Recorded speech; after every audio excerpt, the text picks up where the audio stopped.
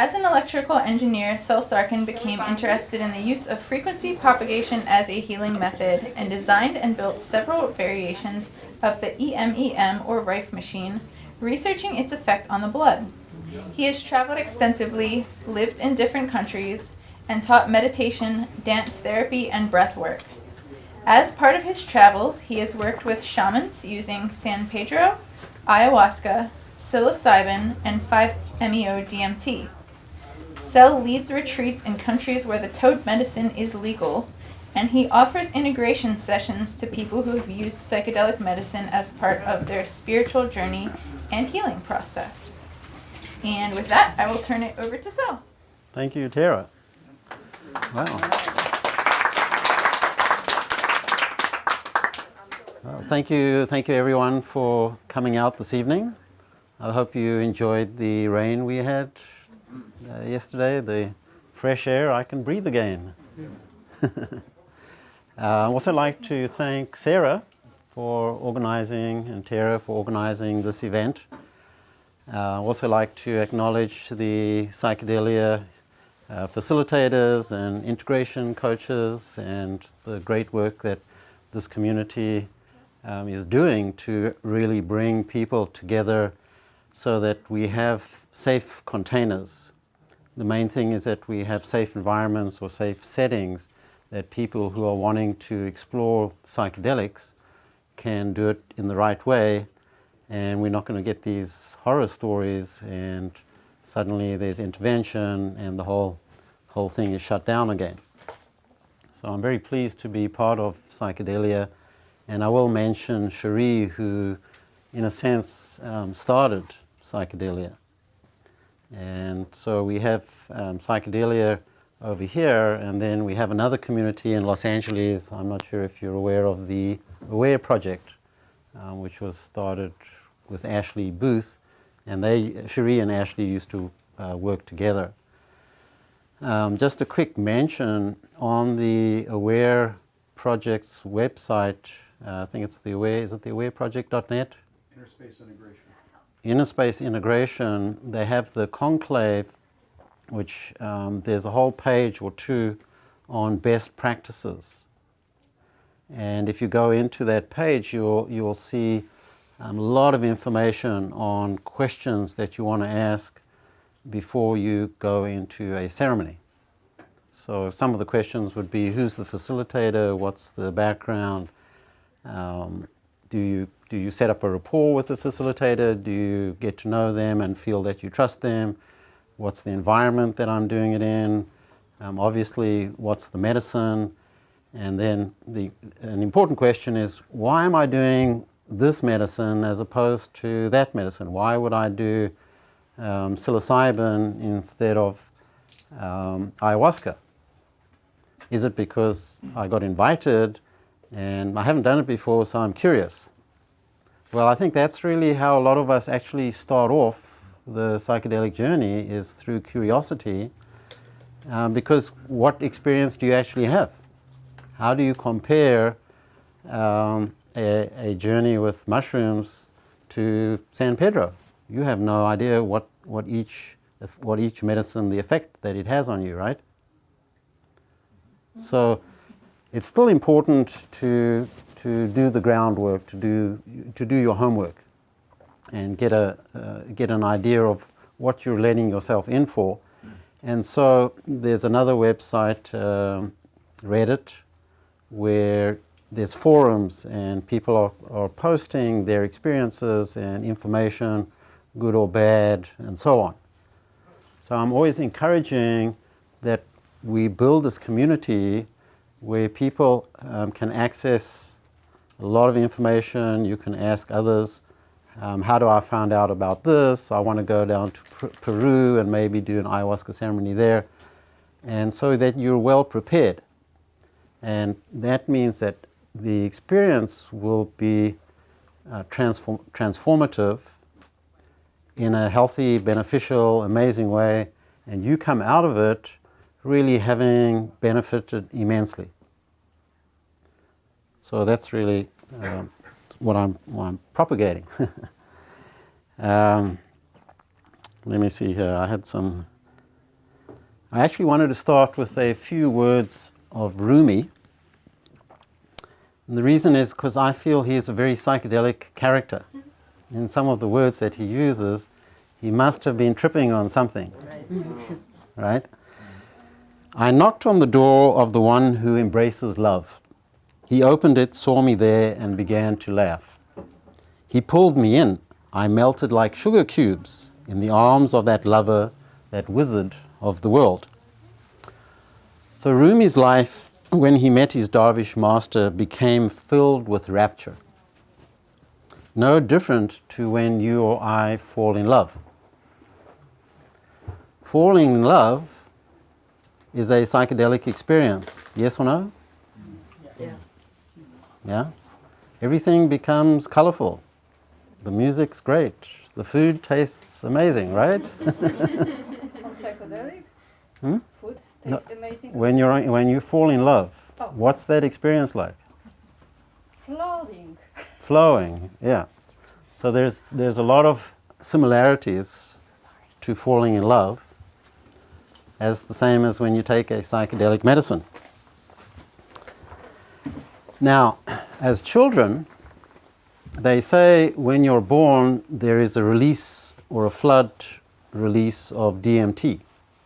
The pineal gland is open, and you enter, if you've not been traumatized, you enter the world in a psychedelic fashion. And this persists for a few years. Why does it wear off? Well, that's a good question, why it wears off. Possibly because the ego starts to form and you start to see the world in more narrow context, right? Things are sort of more confined. So an example, what I've been looking at quite a lot this evening is that painting of the lion behind you. And that's definitely a very trippy painting. And if you're on mushrooms and you look at an ordinary lion, that's how that lion's going to look on the painting. So I don't know if any of you can remember when you were kids that life looked like that, as vibrant, as exciting. Who of you have these kind of memories? I do. Yeah? But I was afraid. You were afraid? Yeah, I didn't know what it was. I see lots of energy, colors, but nobody explained it to me, so I kind of... Right. So what happens is this wonder starts to fade. And, well, that's a fact. So the ego starts to come in. Our, what I call indoctrination of fear or love, being open, being afraid, is pretty much complete by the age of 7. And in fact, the priest would say, give me your child up until the age of 7, because then we can do the programming. Afterwards, you can go on, but now you're programmed. Okay. Part of this programming is the notion to get you to feel separate. Right? You are not part of the big picture. You're this isolated individual who has to figure it out, make it on your own. Okay? And then that sets in a whole lot of struggles for how do you feel part of the existence, how do you feel the same wonder of life when people are telling you the opposite. Okay? So I'm here to talk about the renaissance of psychedelics and look at the various stages that has led to its resurgence of reality-altering substances. But first, just let me ask you, any comments on why you think there's been a renaissance? Go ahead. There's a significant illness in society and the world. It's quite noticeable. Illness. Feel it everywhere. Yeah. Is this just mental illness, or what do you mean? Yeah, there's a lot of mental illness. A lot of that kind of feeling of hopelessness. Hopelessness. Yeah. So I see the rise of it coming back as a way to kind of help with that. Okay. I think it's access to the information that we didn't have before. it become less. Before, it was really like put down that it's a horrible things. Now people have access to independent information, so we're learning from each other and from the experience. So, Okay. Anyone else?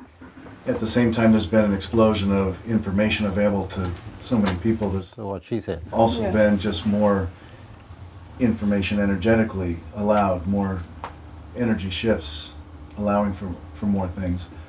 All of it is equating to just more people seeking to know themselves better, Okay. more of an awakening, and therefore more of also of a contrast to that as well. In contrast, all right.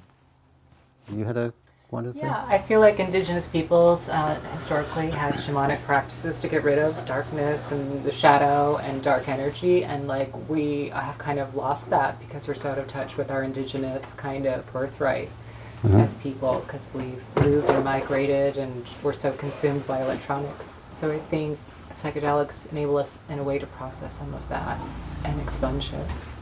Okay.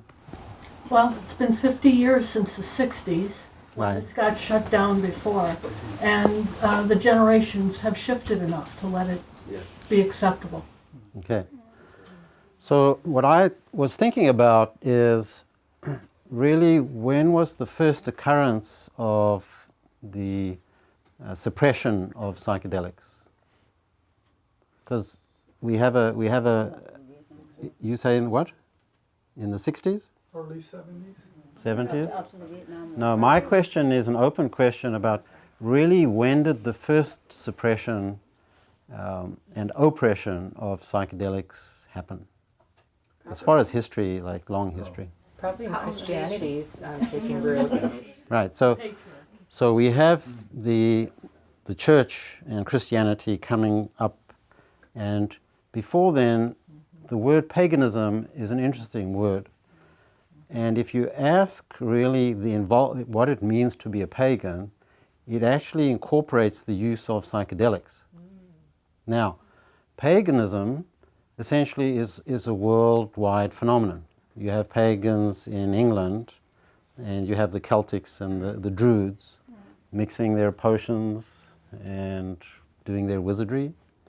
Then you have the whole of Europe and Eastern Europe also as being pagan. Now, what about the Incas and South America? Were these not pagans as well? But then the Spanish came. So the Spanish came and said, we're going to shut all of this down. Now, the question is why? Control. Okay. So to control someone, you have to install fear. You can control people very well with fear. It's very difficult to control someone who's journeying to the spirit world, who's seeing amazing things, and essentially a lot of the work around psychedelics is to do with death. Because we have this unconscious fear of death and dying, and so we live our lives based on that level of fear. If that fear comes down, what kind of a life are you going to lead? Free. Free. sovereign. Yes, independent, sovereign. Independent. So, in a sense, what the two of you said about information being now easily accessible, what's happening is, okay, we have so many things on this planet moving in parallel lines. So we have the matrix over here. And you could define the matrix as what? Well, you could say it's the church, you could say it's the government, you could say it's the military, any suppressive organization. To me, that's the matrix. Do you agree, or? Sure. Yeah. And then we have, on this side, a search for independence of the self, a search for inner meaning. And the question is, who am I? In fact, I'm going to give you all a little exercise. You stand or sit in front of a mirror and you look at yourself and for 10 minutes, ask the question, who am I? Right? You do that every day for a week, for 10 minutes, sit in front of a mirror as your meditation and ask the question, who am I? And notice what comes up. That was Ramana Maharshi.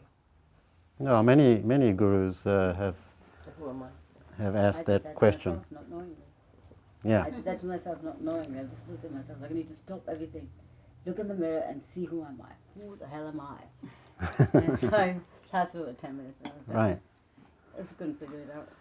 So if we go beyond the label of who you are, meaning what happens if you can't find a label or a description of who you are, like I'm a nurse, I'm a teacher, I'm a male, I'm a father, I'm a mother, I'm this and that, then if you go beyond that, put all of that aside, put the labels aside, what do you have left? Is there anything left without your labels? Essence, Essence, soul, Consciousness, soul, consciousness. consciousness, awareness. Awareness, consciousness. That's one thing that never die. I have feeling. But these are still labels, right?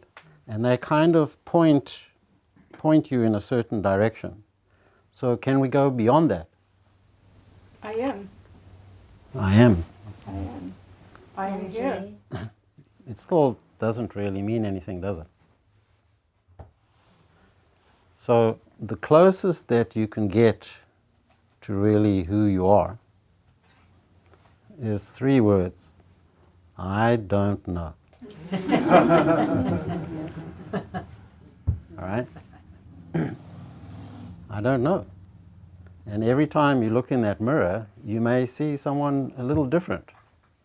Their face changes. Yeah, if you keep staring at it. Keep staring, the face changes. All right.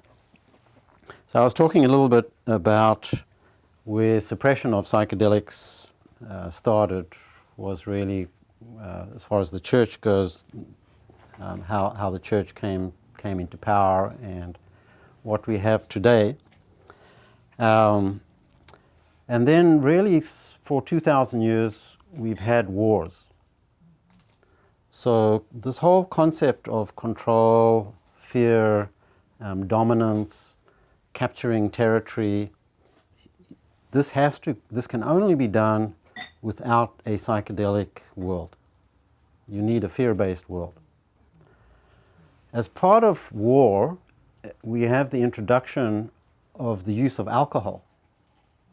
It's difficult to run a war without alcohol because you need a suppressant.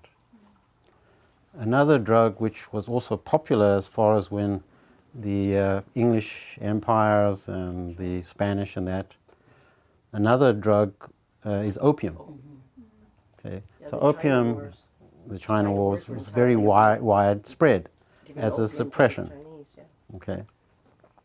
So we can fast track to 1937 when FDR wrote into law the Marijuana Act and put marijuana into prohibition. Why? Because Rockefeller and J.P. Morgan and Randall Hearst wanted to develop oil industry, the pharmaceutical industry, in particular the research of synthetics, because synthetics are patentable. Okay. Interestingly, the following year in 1938, Albert Hofmann discovered LSD. And so we have Bicycle Day because apparently he got some LSD under his fingernails and while riding his bicycle home started tripping on acid. In 1890, aspirin was discovered. So aspirin was widely used in the First World War. Second World War, in 1928, penicillin was discovered. So you had a lot more soldiers surviving as a result of infections and bacteria, as thanks to penicillin. But there was a term used back then called shell shock. Today we call it PTSD. And what medicines or drugs were available back then for PTSD? Nothing really. Not that I know of. But what most likely was used was probably marijuana. I don't know how many people had access to it. I think probably quite a few, because it's always been on the planet. I mean, there's records of marijuana going back more than 4,000 years in Chinese medicine. And the Yellow Emperor was using it. So that has a long history. So even after the Second World War, many of the soldiers who had PTSD or shell shock were left untreated, okay, unless they could use maybe opium. Alcohol is obviously a help, but we don't really see such great results. So the first antipsychotics, antidepressants, and anxiety meds started to come out in the 1950s. So we have the TCAs, which are the tricyclic antidepressants. They were released by pharmaceutical companies, but had serious or severe side effects and were not popular. So after that, SSRIs came out, which are the serotonin reuptake inhibitors. And those are still widely used today. Okay. So as far as an arsenal of medication from pharmaceutical drugs with people with PTSD, depression and so on, the actual efficacy has been poor, in many cases hopeless, and I don't think there's an overall consent of how good these drugs have helped humanity in general. So the question is then, well, how come there wasn't widespread use of psychedelics to help this? And what I see is that we have a paradigm of a program where suffering has kind of become the norm. That you have some people in power who can send soldiers and drones, whatever, into battle, and whatever happens to them, well, so be it. And we still see that in a sense of how the VA in the United States works today, where VAs are largely ignored, or veterans are ignored or dismissed. So it's a serious situation. But luckily I'm very optimistic as to how things are evolving and changing on the planet. Why? Why am I optimistic? Because this is tonight's talk is the renaissance of psychedelic medicines. Well, and I've seen groups going in with holistic healing for the vets. I know a couple of groups that are doing that. Well, thanks to organizations such as MAPS, right, who've been using psilocybin and MDMA for PTSD, we have the decriminalization of mushrooms now, what's it in, three cities, right? So it's very encouraging and in a sense exciting that people can get real help, real transformation, and this is really going to spread, I think, well, it's already spreading quite quickly.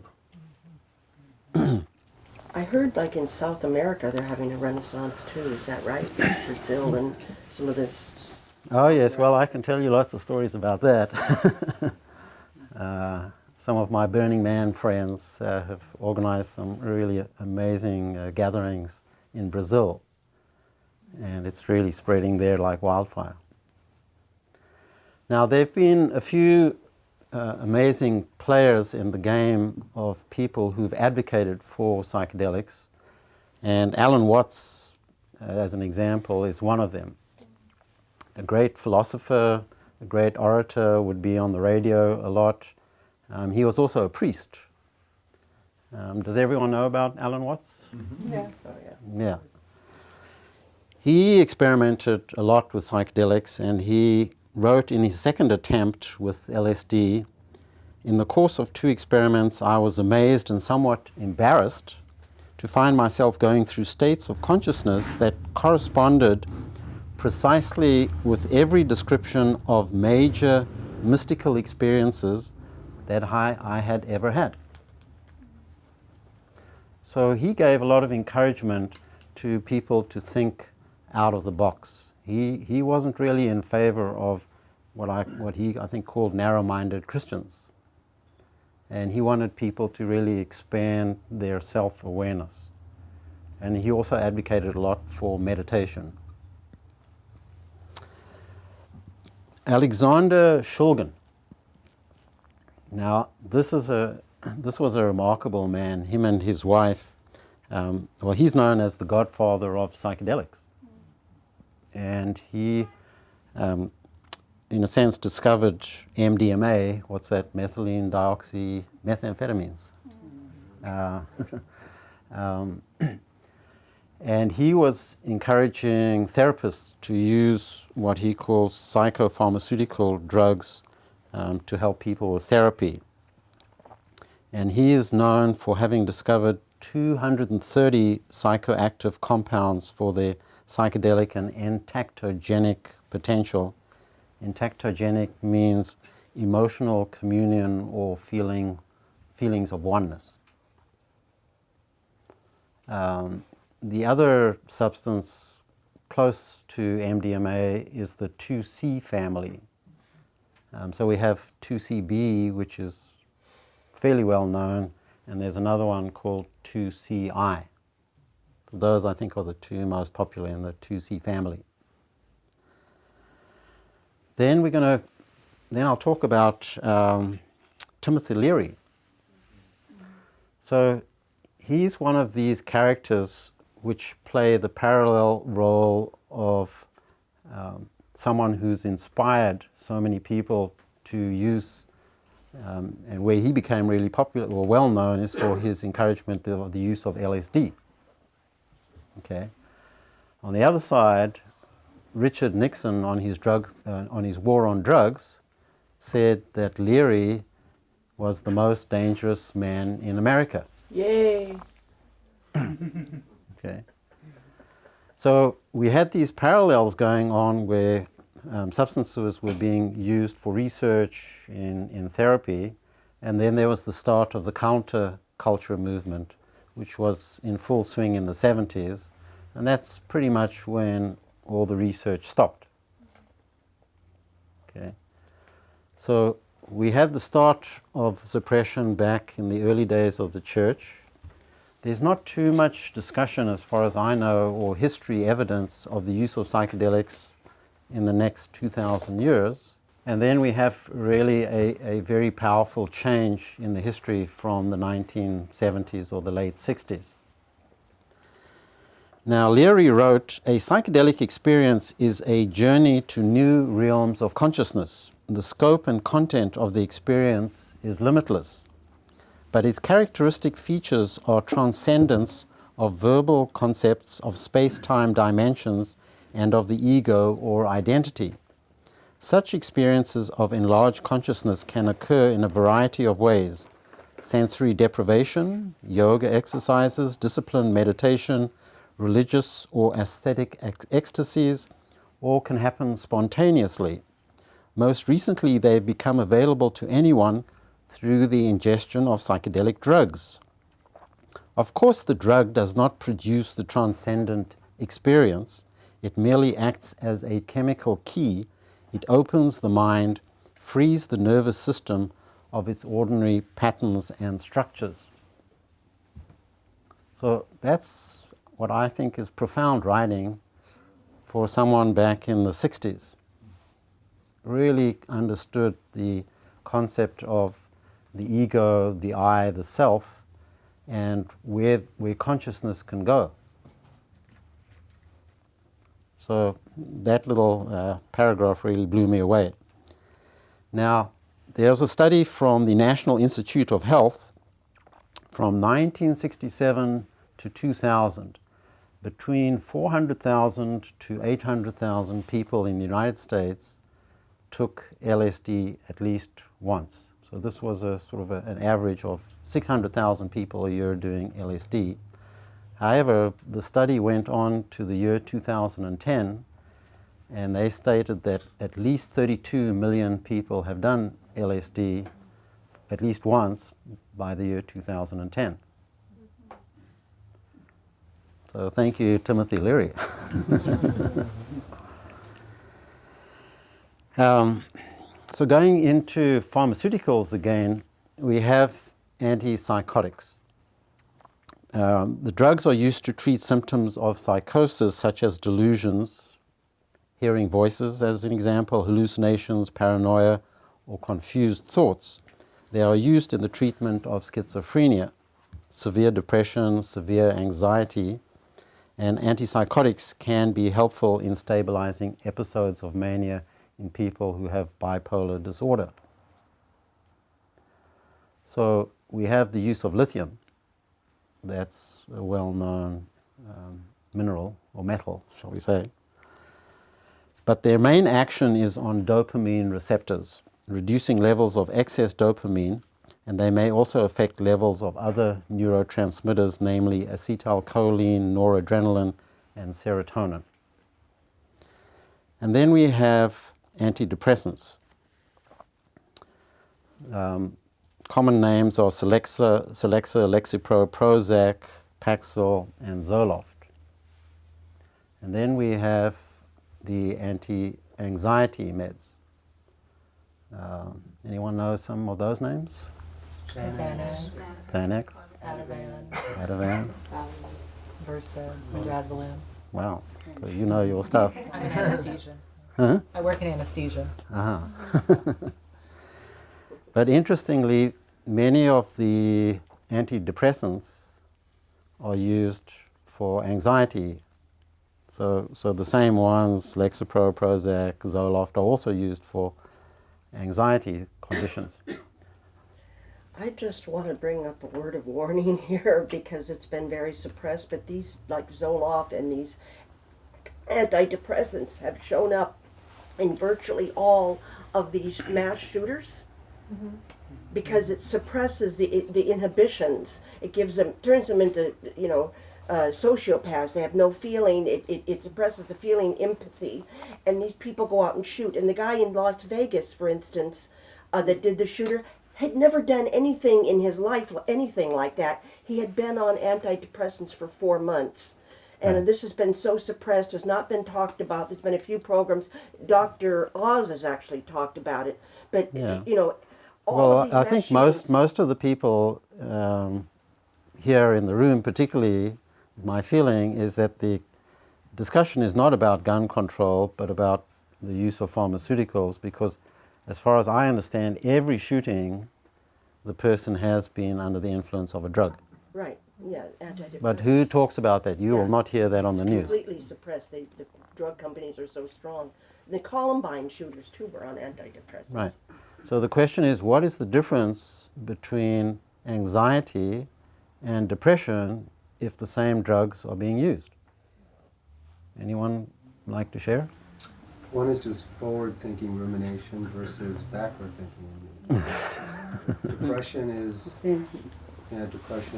ruminating over past events that are sad or difficult, and anxiety is the anticipation of difficult events. To come. Excuse me? Yeah. To come. But as opposed to just being here, being now, right? We just either go back in time or we go forward in time. Right, so the idea then is to suppress those thoughts, or to put you in a place where you are disassociated from the fear that comes up. Basically numb. Basically numb. So now we're back to opium and alcohol. Right? Why not just distribute opium to everyone? Well, that was the purpose of the opium wars. The Chinese wanted to, the English wanted to suppress the Chinese and get control of the country, and they literally forced them at gunpoint to accept opium as a trade for, china and porcelain and whatever. So Right. it's been used by governments to suppress people throughout history. Yeah. Now, what's interesting is that Control. since the First World War, we've had a lot of research, a lot of money go into the research of synthetics, chemicals, taking crude oil, developing synthetic drugs to help so-called medical conditions. How many species of plant varieties are there in the Amazons? Countless. Countless. And you could say maybe most of them have medicinal value. Of those thousands of species, how many are being used today? It's less than 150. Not many. Okay. Now you can research a single plant and find certain efficacy and certain benefits from one plant. What happens when you combine two plants together? Right? So that's right. Right? Who figured out that you have to use, what's it, Banisteriopsis carpi, the vine, and chacruna, put them together to form this compound that sends you to the spirit world? Okay. How was that discovered? Well, they say the guides, the spirit guides told us. They showed us what to do. There's other species. There's another species in South Africa called fynbos, and apparently it is full of medicinal properties. But there's no money or no incentive to research plants, and pharmaceuticals continue. And somehow, I don't know, I really think that we should get the word out that plants must be researched for their properties. I mean, Chinese medicine 10,000 years ago had a long list of herbs and plants that became part of Ayurveda and Chinese medicine. But where are we today, particularly with the so-called mental and emotional issues? So we have a few... By the way, America and the allopathic medicines are the only healing tradition in history of the world that has not used herbs and food as medicine. As medicine. Every other system in the history of the world, in China, acupuncture, everything, uses food as medicine. We use, as you said, oil-based synthetics. chemicals and That's why hospital pharmaceuticals. food tastes that way. That's right. Well, it's an interesting, again, we have these parallels going along where I'm saying let's advocate more for natural remedies, and then we have the push for continued use of pharmaceuticals. But don't you find that more research is heading in that direction with plants and everything, that it's all... It definitely is. The same thing, we have people in Silicon Valley who are taking, before they go to work in the morning, microdoses of LSD. Why? Creativity. Creativity. And IPOs. IPOs. IPOs, yeah, right. And in fact, there's been some reports on people who've been asked to do developments on weapons, who've taken the LSD, and they've turned the job offer down and said, I'm not going to be doing this anymore. So here we can really see good advances in people wanting to do something humanitarian, something sustainable, and to help the planet. My next advocate on the path is Terence McKenna. Yay! Yay! Good old Terence. So his writings and talks have had far-reaching effects in the psychedelic world and continue to provide great guidance for people as they journey along. He stressed, and he was probably the founder of psychedelia, because he stressed the responsible use of psychedelic plants, saying experimenters should be very careful and one must build up to the experience. He was open to the idea of psychedelics as being trans-dimensional travel. He proposed that DMT sent one to a parallel dimension and that psychedelics literally enabled an individual to encounter higher dimensional entities, or what could be ancestors, spirits of the earth, saying that if you can trust your own perceptions, it appears that you're entering an ecology of souls. McKenna also put forward the idea that psychedelics were doorways into the Gaian mind, suggesting that the planet has a kind of intelligence. It can actually open a channel of communication with an individual human being, and that the psychedelic plants were the facilitators of this communication. And that's really such a beautiful concept, that if you've had no, let's say, experience of communing with the earth, with existence, and you take a psychedelic medicine, for example, you can meditate, you can do vipassana, and you can feel blissful, you can feel really amazing. But to have a direct experience of communicating with Mother Earth, with the spirits, when this happens, what McKenna is putting forward here is a transcendental moment. Because as soon as that's happened to you, your life is dramatically changed. You feel, and so when we've been talking a lot about depression, the opposite now happens. That moment that you feel connected with yourself and existence, your life is really magically transformed. Now, there are people who can get there without the use of psychedelics, but that's apparently not that easy, right? Is there anyone here who's really achieved that state of communion with the earth or the spirits without psychedelics, just through their meditation or practice? Cannabis. Well, that's a substance. But it's not a psychedelic. Right? Yes, it is. It is a psychedelic? Psychoactive. Yeah, it's definitely Depending on psychoactive. how you drink it, we have it, we drink it, or smoke it. Right. They use it in a lot of cultures. So there are some other contributors.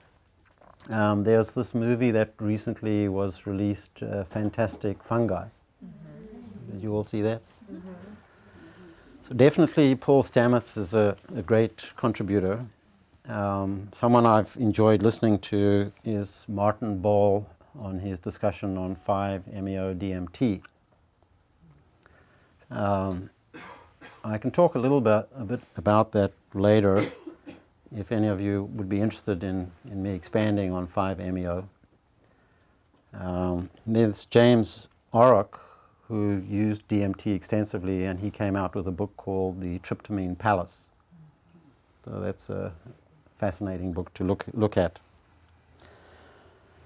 Now we have the negative side of people who've used psychedelics, and there's two I think that are important to mention, is Octavia Rettig and Jerry Sandoval. And the reason that I want to mention this is because as soon as you get into the hands of a practitioner whose ego has taken over, dire things can happen. And as far as I understand, 8 people have died as a result of their practice with 5-MeO-DMT. So we want to make sure that people are accountable. So what are the common medicines available today? Well, we have psilocybin, cubensis, ayahuasca, San Pedro or wachuma, peyote, and you may know mescaline comes from peyote and San Pedro. Iboga or ibogaine is the active ingredient. Any of you have experience with iboga? A couple of people. That's a significant, what I call, challenge to go into doing the full dose of iboga. There's salvia divinorum, we have LSD, ketamine. I was driving on the highway the other day and there was a sign, Adopt a Highway Ketamine Clinic. I thought that was that was really quite funny. It was just, actually, I think like today, it was officially approved for depression. It was off-label until like the last 48 hours. Wow. Ooh. Nice. Wasn't John Lilly the one that mostly propagated the use of it's called vitamin, he called it vitamin K? Vitamin K. You're right. I think that's correct.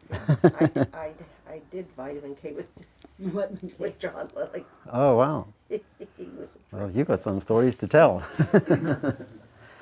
So we live in exciting times where the use and awareness of these medicines can be of great benefit for those needing healing and want to explore their spiritual path further. Ken Kesey, in his book The Art of Fiction, wrote, "The answer is never the answer. What's really interesting is the mystery. If you seek the mystery instead of the answer, you'll always be seeking. I've never seen anybody really find the answer, but they think they have. So they stop thinking, but the job is to seek mystery, evoke mystery, plant a garden in which strange plants grow and mysteries bloom. The need for mystery is greater than the need for an answer." There's no mystery of ones. Because you remember I said earlier, if you ask yourself, who am I? You don't know. You've entered the world of mystery. And that's really where you want to take your life, is deeper and deeper into mystery, as opposed to philosophy, where you think you've got it figured out. Right? I think you saying that is freeing, very freeing. I speak for myself, maybe others, but it's because it's about the journey, not the goal. But sometimes we fall into that trap of trying to figure it out. Trying to figure it out. Well, I have an experience sometime that I actually ask myself, when did I begin? When me, as me, begin? When did you begin? Yeah. And I realize that I begin, I don't know when, and I don't think I have an end. Well, that's what the Tibetans say, is you have no beginning, Yeah. you always are, and you always will be.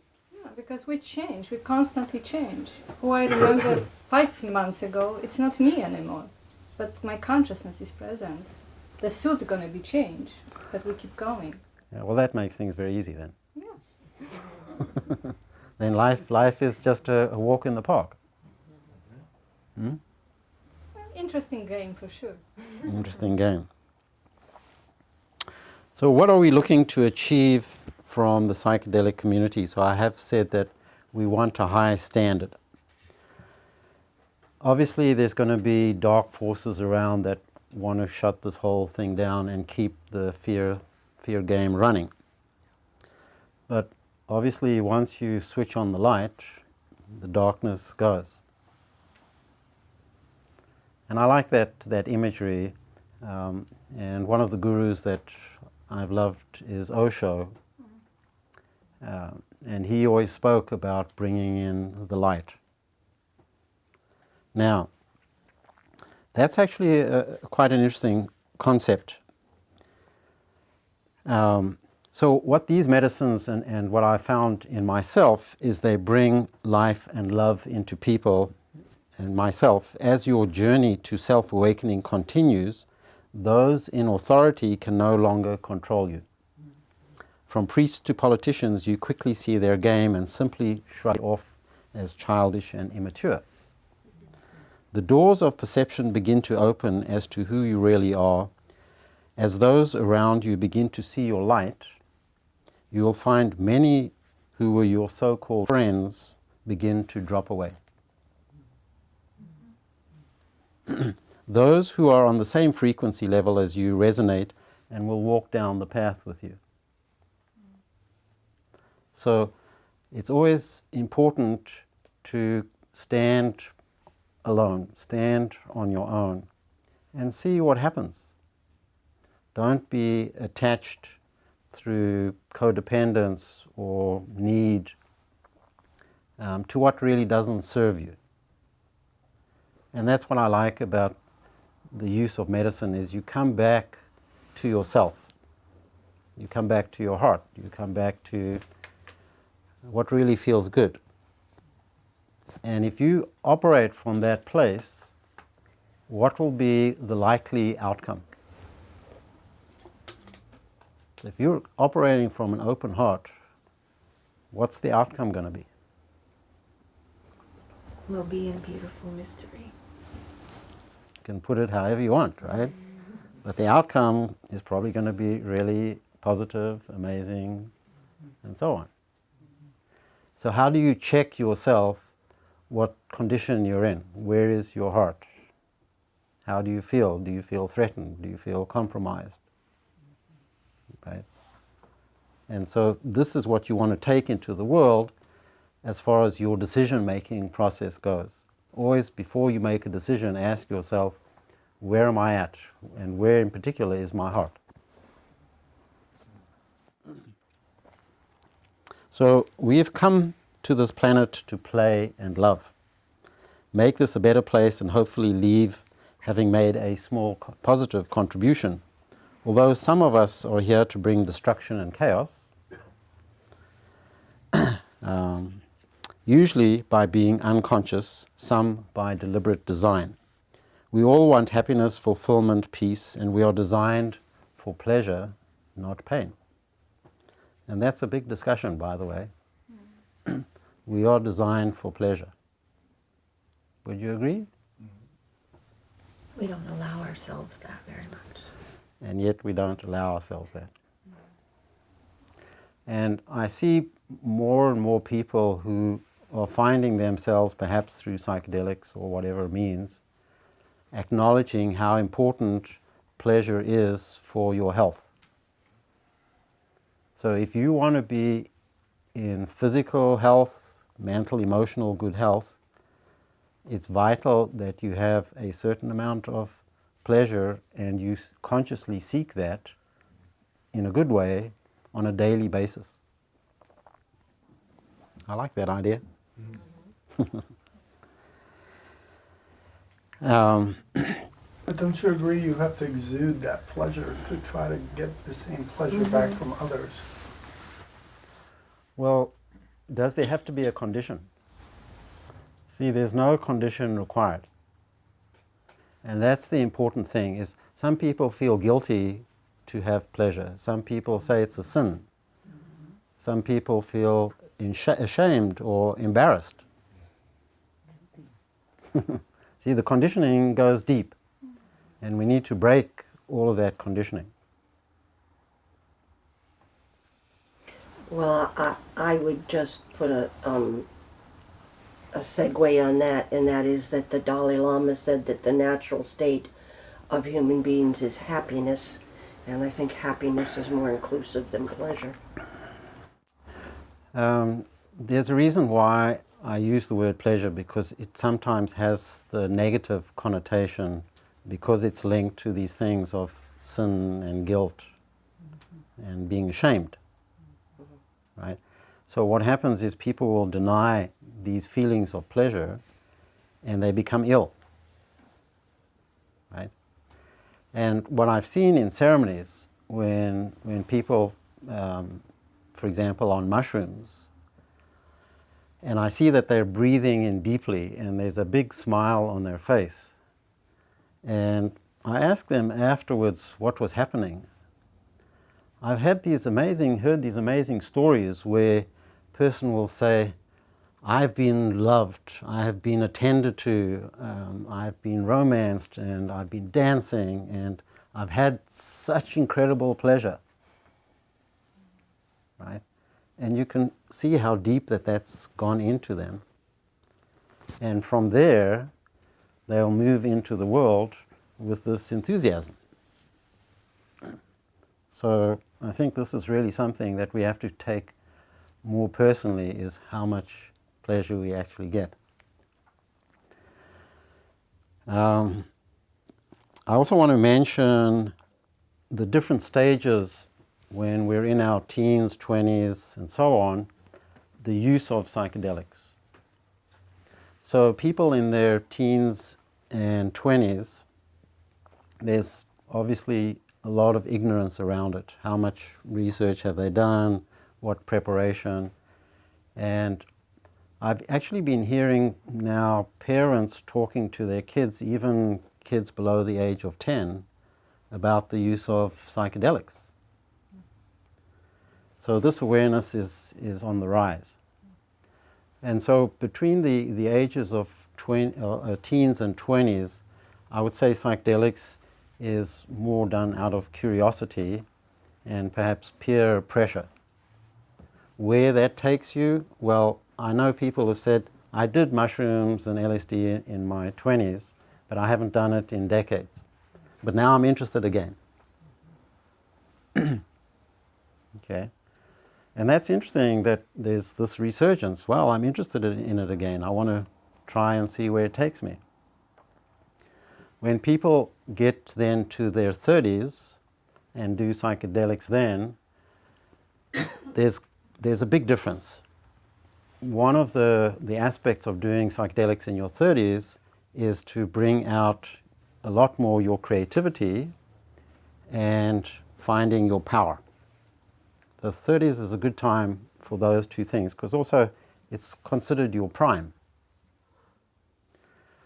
The 40s and 50s, you use psychedelics for what I call consolidation and an integration of who you are.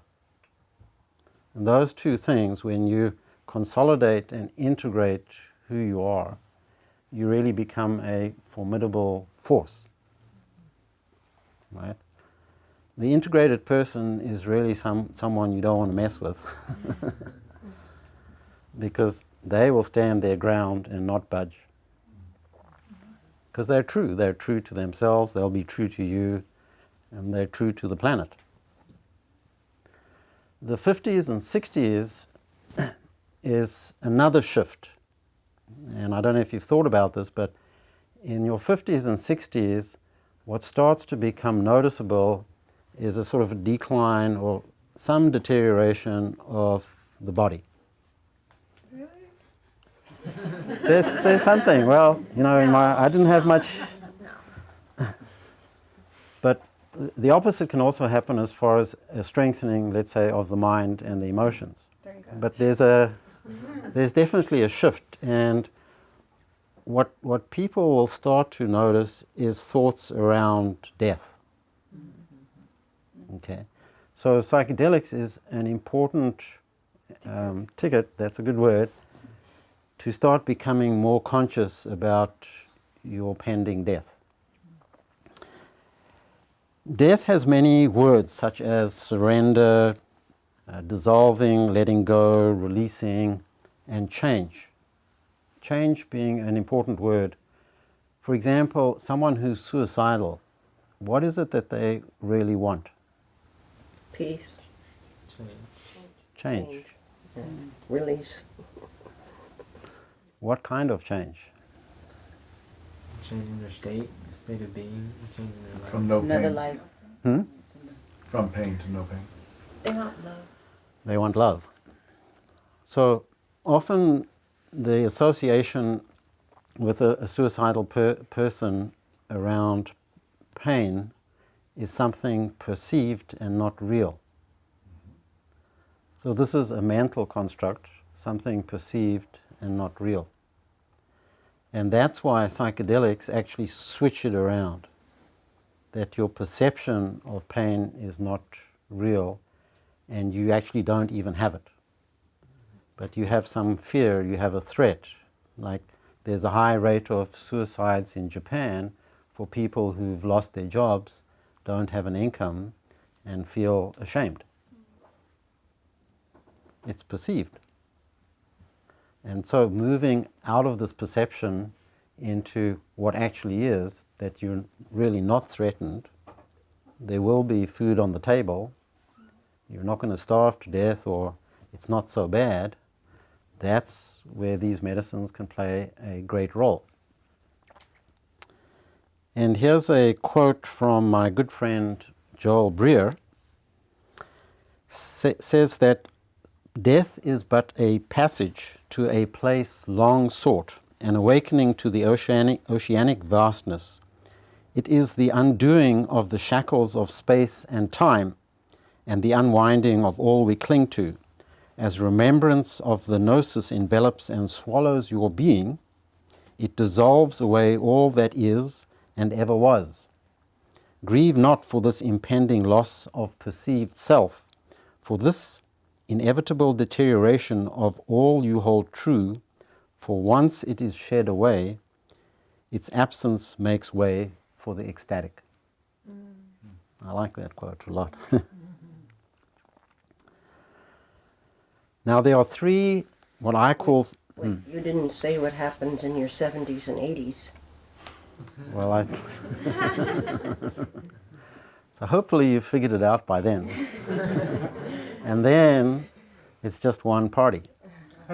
Right? It's time. I'll get back to you when I get there. Yeah? Well, invite me to the party, right? Well, then you can say the 90s and Yeah, well, exactly, the 100s. please. Right? Speak. All right, so I'll comment on that. You can start anything, a martial art, a meditation, a yoga practice. And psychedelics is no different. It can be your practice. Yeah? So it doesn't matter if you're in your 60s, 70s, 80s, and you work with these medicines, it's your practice. It gives you so many amazing things, including health, vitality, and hopefully a lot of self-love. And with that self-love is the desire to share that love with others. And so you've formed this very, very powerful circle. You have your own integration and self-love, and from that your heart is full. And when your heart is full, you want to share it with others. And so you take that into the world, and you're a blessing. You're an amazing being, right? Full of inspiration, encouragement.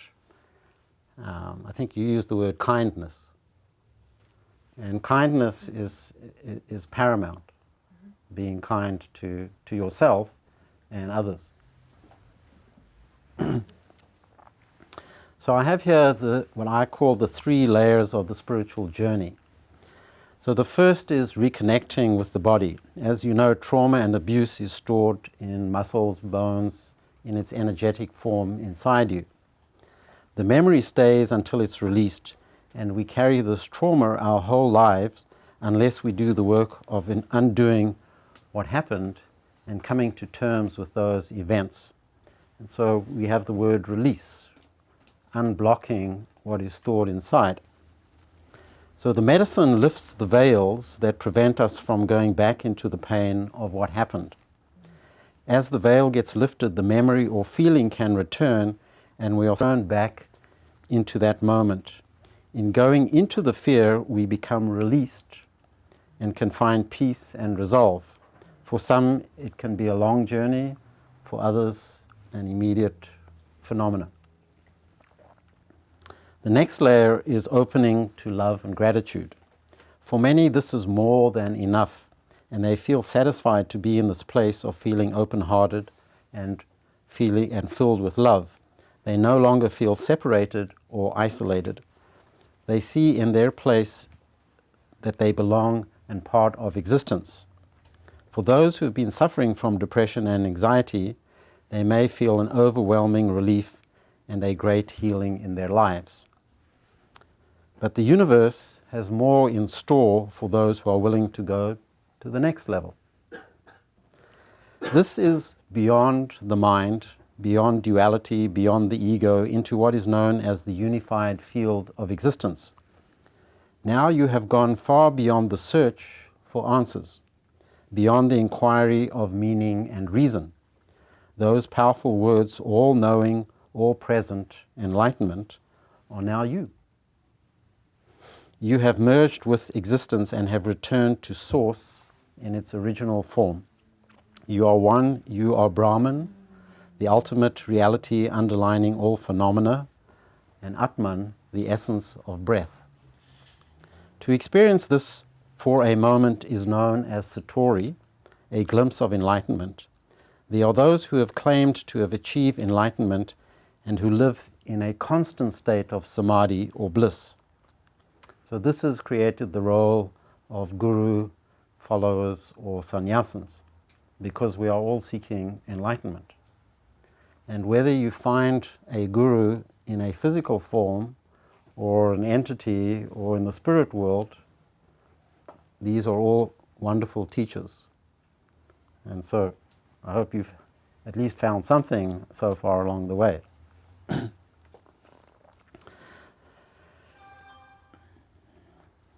Now, returning to our so-called normal reality can be challenging, confusing, disorienting, as well as joyful, transforming, insightful, and life-changing. This is called the integration process.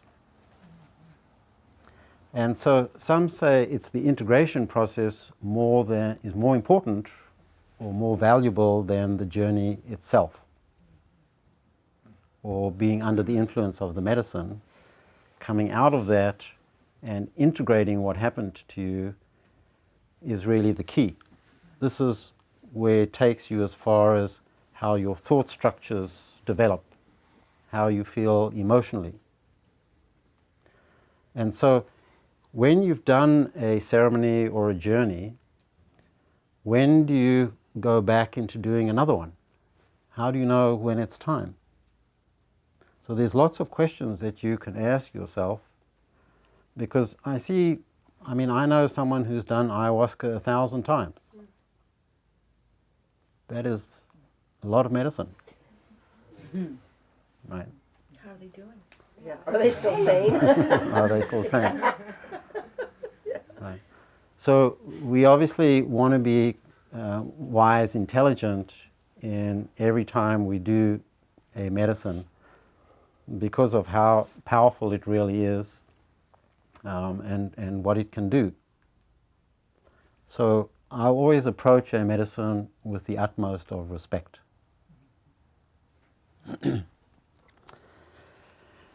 William James wrote a book in 1902, The Varieties of Religious Experience, and he came up with 4 stages. The first stage he called ineffability. It defies expression. No adequate report of its contents can be given in words. It follows from this that its quality must be directly experienced. It cannot be imparted or transferred to others. The second stage is noetic quality.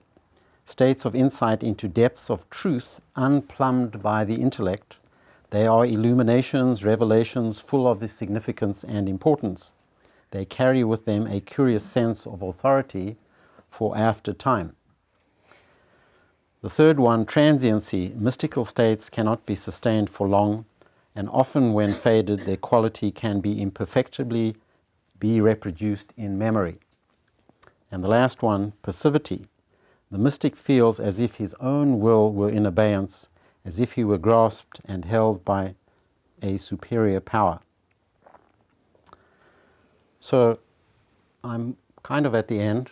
We're getting close, right? Yeah, we've got like 13 minutes if you want to take questions or... Okay. So I'll just ask for one more sort of sharing, is what does it mean to be a mystic? Has anyone thought about what that word means and how your life is comfortable with the unknown? Who plays with the unknown? Okay. Or the mystery. The mystery. Or someone who asks the Wonder. questions. It's a constant wonder. Mm-hmm. Okay. Someone who's constantly open to Something out there. Yeah. It's just something out there. Something mystic. So It's unknown. what about the function of risk in your life? How many of you take good risks? That's very risky. What is a good risk? Because to be a mystic means you have to take risks. Yes. it would look risky to other people who don't follow their intuition, but if you're in that flow. Right, because that's the third word. You see, you have mystic, risk, and then intuition. Because intuition is an important guide. Is intuition ever wrong? No. No. It's always for our highest and best good. So when you plug into existence, into what's available to you, same thing, the outcome is likely to be a good outcome. And so to really live your life as dynamically as possible, you have to risk. And that means you're a mystic, because you're willing to not be comfortable. You're a mystic, Harry. Mystic. So I am confident that psychedelic becomes more accepted around the globe. We will turn more to plant medicines and less to pharmaceuticals. We will become more creative in developing healthy solutions, and wars will fade into the history books. May your guides bring light and love into your life. Thank you.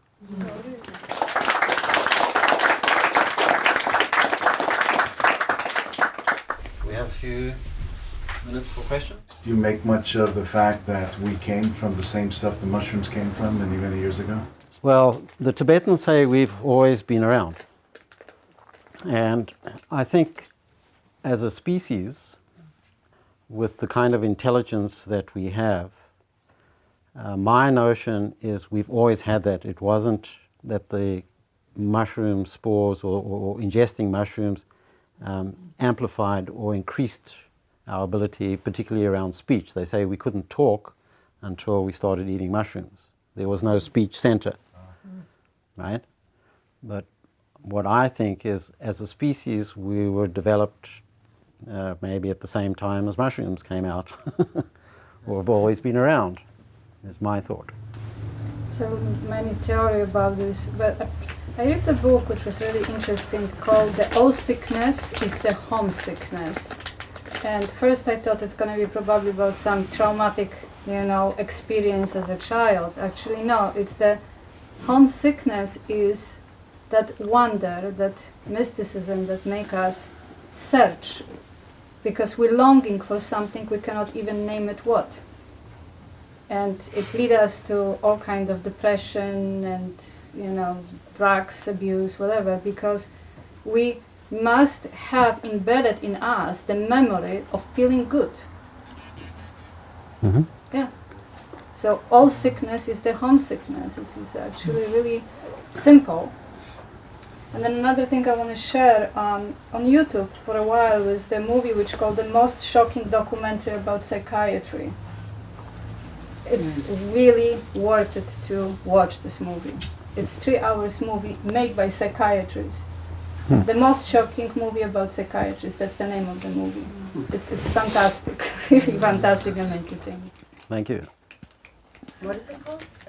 The Most Shocking Documentary About Psychiatry. Or movie, either way. Wonder what they would call the sequel. Yeah.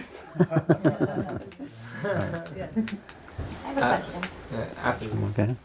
How do you feel about people who have addiction issues? I've heard good and bad about it curing, and then some people saying that it actually made them that were in recovery go back and use drugs.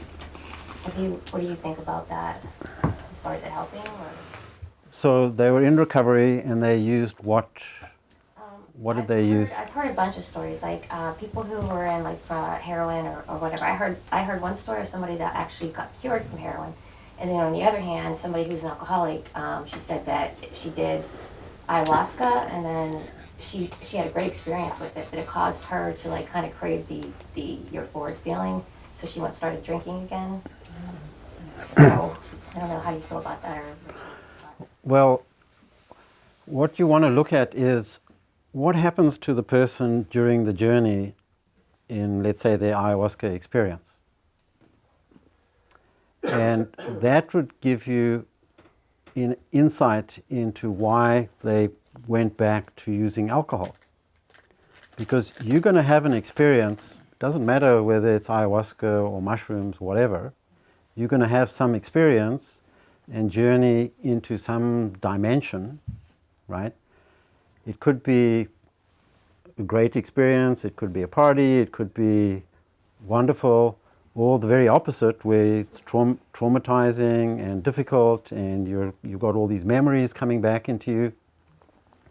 And so, what are you left with after the ayahuasca experience? Well, if you don't integrate it, if you don't put it into perspective, then that's when I would say the person can fall back into old habits or patterns. But you need to have some transformation in a realization of what you're doing, because there's no one in their right mind who wants to go back to doing something destructive. Just doesn't make sense. Now, you could say, all right, well, you did ayahuasca and that didn't work, but here's a medicine like iboga that's particularly well known for addictive behavior and patterns. Okay, you do a full dose of iboga journey, that is going to be a very incredible, powerful annihilation of yourself and ego and so on as an experience. So then let's see what choices you make. Well, let me ask you. Got time for one more. Do you have a sense of, I'll just use, like, after a heroic dose, let's say, of shrooms, like after a very powerful journey, what would you say that critical period of time in terms of integration is? Is that something that you kind of, do you put it in a month or 2 months or a year? Obviously, it's going to be dependent on the individual, but in terms of working with somebody and really taking advantage of the experience, what do you think that time period is? Right, so remember, there's two things that are happening. The one is a person may be wanting to resolve an issue, an abuse, a medical condition, right? As an example, I'm hearing of cancer patients doing heroic doses of mushrooms. This is becoming now something more common. Then we have over here someone who's simply using psychedelics for their spiritual or self-growth. But in a sense, the two work at the same time. You do a psychedelic, you are on a spiritual journey. Right? Although you may have a medical condition, you may have an abuse, but it still comes down to a spiritual journey. Mm-hmm. So, if you have a condition, it may take you some time to come to terms with what happened to you. And so you may need to wait a period of time to figure things out and to even see if you're moving from depression to I'm feeling good again. And you'll know, you do some mushrooms and people will know, wow, I no longer have this depression as I used to, but circumstance or situation can bring it back. And now I wake up this morning and I'm out to lunch. So it's time to do another journey, maybe. Right? Yeah, but I'm really, what I'm talking about is that, you talk about integration, yes, this important piece, and so, and maybe what you're saying is, it's just too variable. It's too variable, yeah. Okay. It's each individual, each person has their own choices. And somebody may do it once and never again. Somebody will do it ceremony weekend after weekend. Yeah, but if I come to you, okay, if I do 5 grams of dried mushrooms and I have my experience, and I want to seek you out to help me with the integrative process. Right. How long do you think when should I see you, and how long should I see you for? Or is again, just...